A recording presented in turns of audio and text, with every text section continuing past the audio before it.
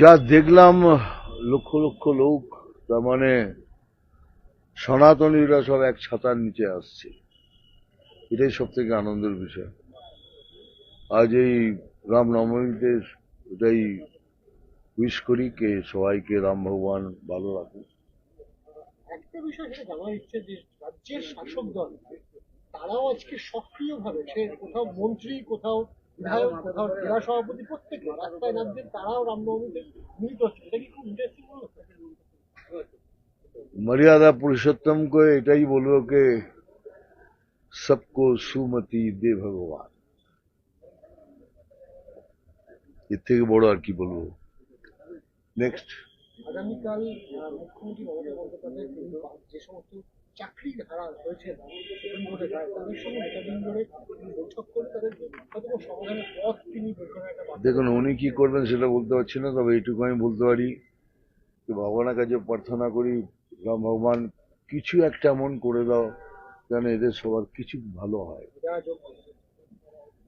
মানে যারা কষ্টে রয়েছে তাদের তাদের কিছু করে দাও, কেননা I am really very sad about the whole thing, but যদি ভগবান করে দেন তো খুব খুশি হবে।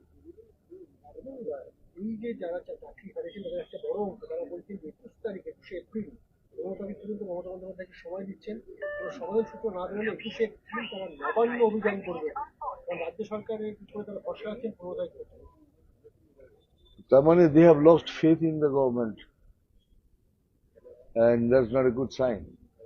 They have lost faith in the government K government আবার কোনো কোনো উল্টো চাল খেলে কিছু করে দিলে ওদের ক্ষতি হতে পারে। So let's see what happens, then we'll think about it. Then we'll also think about it.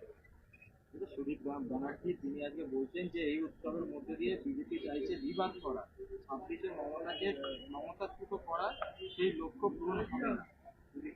কে বলছেন?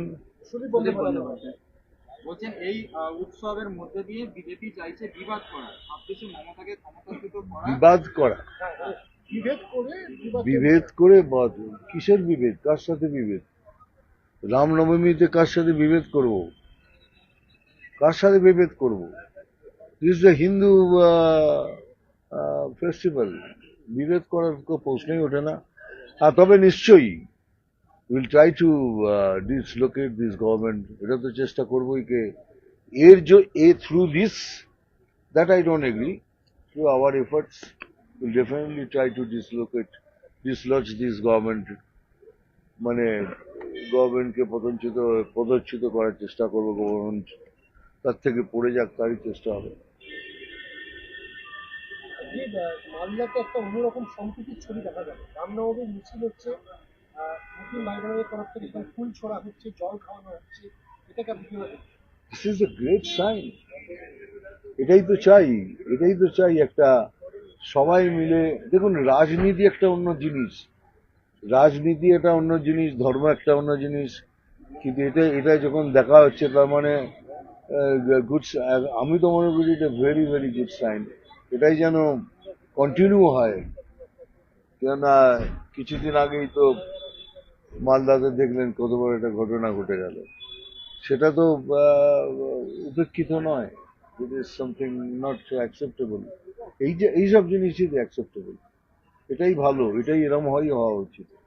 এখন শেষ প্রশ্ন করবো, সেটা হচ্ছে যে সুপ্রিম কোর্টের যে রায় হয়েছে সেই রায়ের পর তৃণমূলের তরফে বলা হচ্ছে যে কোথাও একটা চক্রান্ত করা হচ্ছে, 26,000 জনের চাকরি সেটাকে বাতিল করিয়ে রাজ্যে একটা অস্থিরতা তৈরি করছে, তৃণমূল বলছে।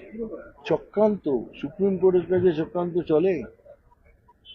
সুপ্রিম কোর্টের সামনে কে চক্রান্ত করবে? So absurd.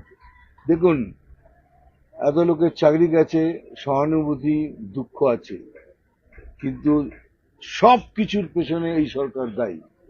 No matter what you try to prove, 101% দায়ী হলো এই সরকার। এখন এই সরকার কিভাবে এটাকে গুছিয়ে গাছিয়ে গোড়া পাকিয়ে একটা খিচুড়ি জিলিপি করার চেষ্টা করবেন, ইটস নট পসিবল।